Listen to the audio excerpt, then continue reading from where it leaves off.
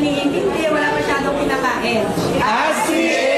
Marami na tayong mga free radicals, toxins na pinapasok sa katawan natin.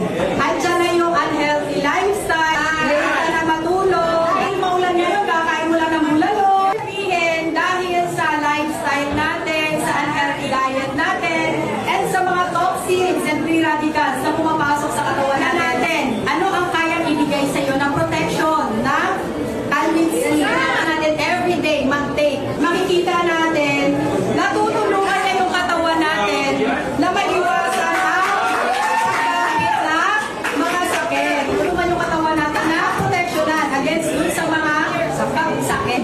Ibig ba sabihin, pag nag-take na ako ng Calvin C, protected na ako? Tingnan natin. So, dahil nag-take ka ng Calvin C, ibig sabihin, hindi natin naiiwasan pa rin na